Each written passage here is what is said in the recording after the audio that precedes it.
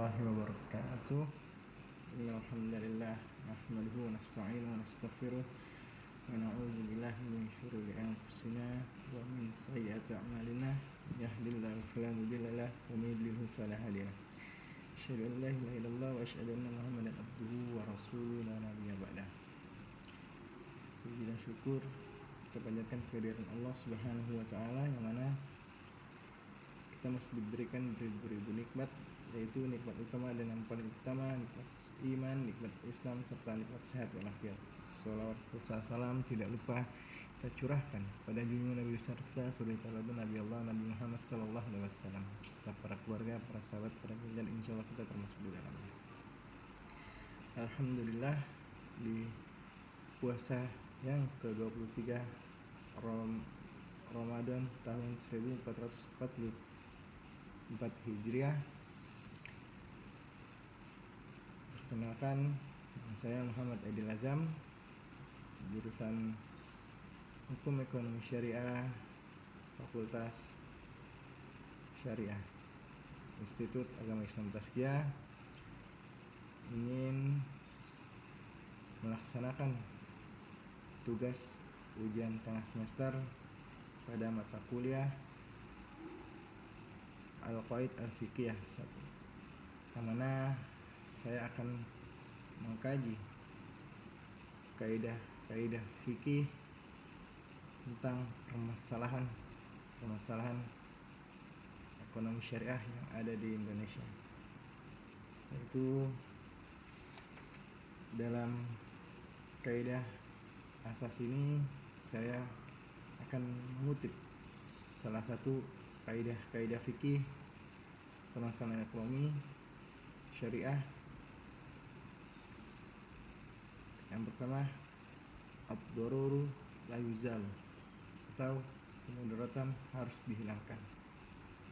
Seperti dikatakan oleh Izzuddin Ibn Abdul Assalam bahwa tujuan syariah itu adalah untuk meraih kemaslahatan dan menolak kemafsadatan, di mana apabila diturunkan kepada tataran yang lebih konkret maka maslahat membawa manfaat, sedangkan mafsadat mengakibatkan kemudaratan. Kemudian para ulama lebih memperinci dengan memberikan persyariatan dan ukuran-ukuran tertentu apa yang disebut maslahat. Kaidah tersebut di atas kembali kepada tujuan untuk merealisasikan maqasid asy-syariah dengan menolak yang mafsadah, dengan cara menghilangkan kemudaratan atau setidaknya meringankan masalah tersebut. Oleh karena itu, tidaklah mengherankan apabila Ahmad Al-Nadwi menyebutkan bahwa penerapan kaidah di atas meliputi lapangan yang luas di dalam fikih, bahkan bisa jadi meliputi seluruh dari materi fikih yang ada. Contoh-contoh yang muncul dalam masalah yang ada kaidah ini antara lain yaitu pertama, larangan menimbun barang-barang kebutuhan pokok masyarakat karena perbuatan tersebut mengakibatkan kemudaratan bagi rakyat. Contohnya yang pernah terjadi di Indonesia yaitu minyak goreng atau minyak curah dari hasil sawit, di mana banyak para oknum-oknum yang menimbun bahan pokok milik masyarakat di Indonesia. Lalu yang kedua, adanya berbagai macam sanksi dalam fikih jinayah, hukum pidana Islam adalah juga untuk menghilangkan kemudaratan. Lalu ada aturan al-hajar, kepailitan yang dimaksud untuk menghilangkan kemudaratan. Demikian para ulama hak syufa'ah. Lalu yang terakhir, larangan murtad dari agama Islam dan larangan mabuk-mabukan juga untuk menghilangkan kemudaratan. Dan di sini faktor banyak umat muslim yang masih melakukan larangan-larangan tersebut. Salah satunya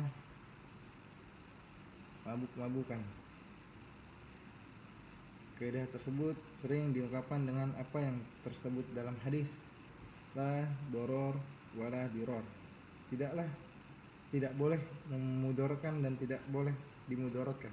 Hadis riwayat Hakim dan lainnya dari Abu Sa'ad Al-Khudri. Hadis riwayat Ibnu Majah dari Ibnu Abbas. Perkataan doror dan diror ini di kalangan ulama berbeda pendapat. Antaranya Al-Husaini mengartikan al-doror dengan bagimu ada manfaat, tapi bagi tetanggamu ada mudarat. Dimana sedangkan al-diror diartikan dengan bagimu tidak ada manfaat dan bagi orang lain tetangga memudaratkan. Ulama lain mengartikan al-doror dengan membuat kemudaratan dan al-diror diartikan membawa kemudaratan di luar ketentuan syariah.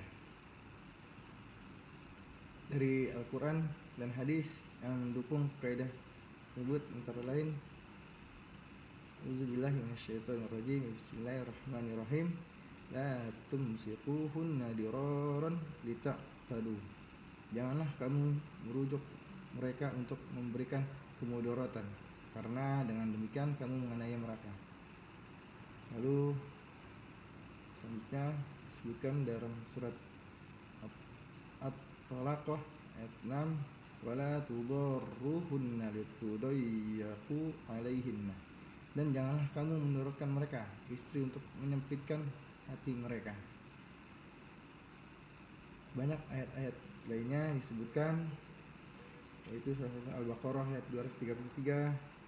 Artinya janganlah dimudaratkan seorang ibu karena anaknya dan seorang ayah karena anaknya. Lalu barang siapa dalam keadaan terpaksa memakannya sedangkan ia menginginkannya dan tidak pula melampaui batas, maka tidak dosa baginya. Al-Baqarah ayat 173. Dan selanjutnya dari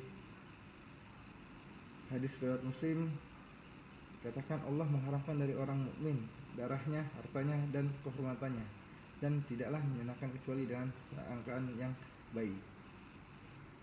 Lalu hadis berikutnya, sesungguhnya darah-darah kamu semua, harta-harta kamu semua, dan kehormatan kamu semuanya adalah haram di antara kamu semua.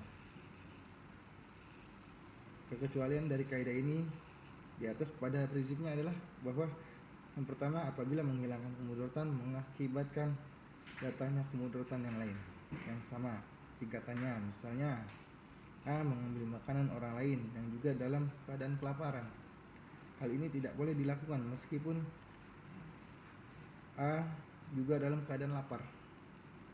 Dalam ilmu hukum ada contoh yang sangat terkenal, yaitu apabila seorang di tengah laut ingin menyelamatkan diri dari tenggelam dengan menggunakan sebilah papan, kemudian datang orang lain juga yang ingin menyelamatkan diri dengan mengambil papan tersebut.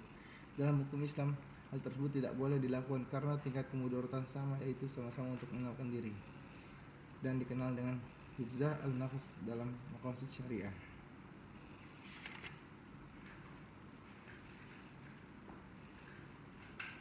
Mungkin itu saja yang bisa saya sampaikan.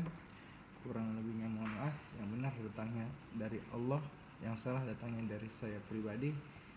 Unzur man qala wa la tanzur man qala.